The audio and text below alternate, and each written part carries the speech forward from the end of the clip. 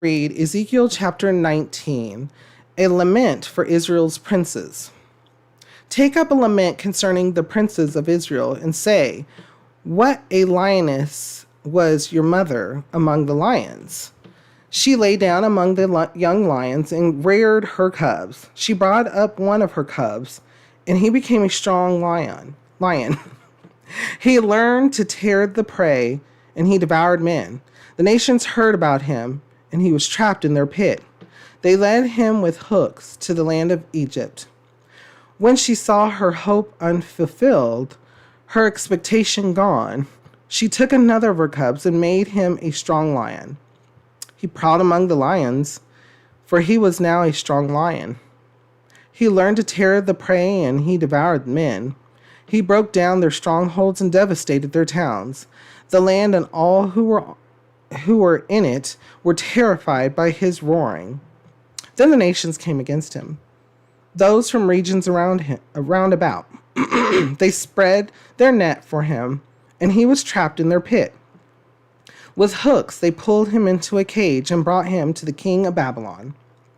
They put him in prison, so his roar was heard no longer on the mountains of Israel. Your mother was like a vine in your vineyard, planted by the water. It was fruitful and full of branches because of abundant water. Its branches were strong, fit for a ruler's scepter. It towered high above the thick foliage, conspicuous for its height and for its many branches. But it was uprooted in fury and thrown to the ground. The east wind made it shrivel. It was stripped of its fruit. Its strong branches withered, and fire consumed them. Now it is planted in the desert, in a dry and thirsty land. Fire spread from one of its main branches and consumed its fruit.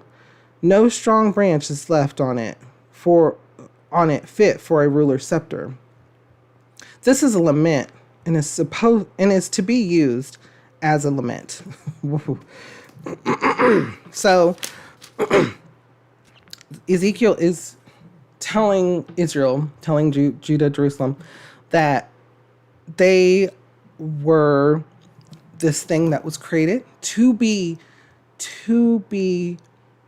great. Israel was created to be great, to be a reflection of the commandments of the Lord and show of his many blessings. Be the example. And instead, it had failed repeatedly. So much so that they made deals with Egypt, they made deals with all these other nations, and so consequences happen. And now that's what Israel's dealing with. Israel's dealing with those consequences. And so listen to what Ezekiel's saying. With the hooks, they pulled him into a cage and brought him to the king of Babylon. Something similar. That's what's just recently happened or going to happen. Bringing the king back to Babylon. And then saying, look, now it is planted in the desert in a dry and thirsty land. Fire spread from one of its main branches and consumed its fruit. No strong branch is left on it fit for a ruler's scepter. So the Lord is saying, exile time, exile time. And the nation of Israel won't be strong during this time. Won't be strong, but will still be guided and protected through hope and love from the Good Shepherd.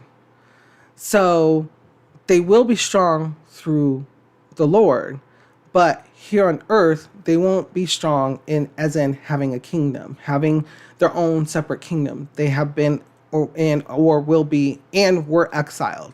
So that's what Ezekiel is informing the people. So bringing past to present and understanding that this is what is being told to Jerusalem, the people of Judah at this time.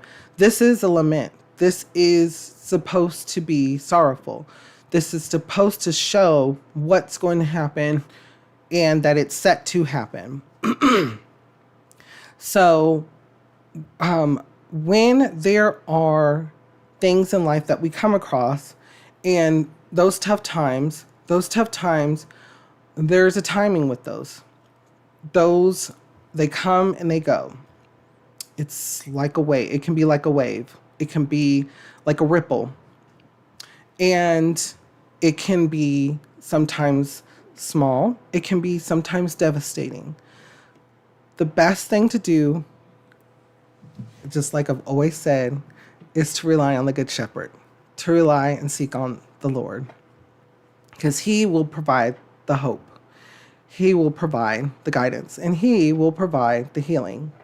And so this is to remind the people who are there, who are getting ready to go through the last portions of it, if they haven't already been exiled, that this is to understand that this is going to be utilized to strengthen, to bring the people back to understanding who their Savior is, who their God is.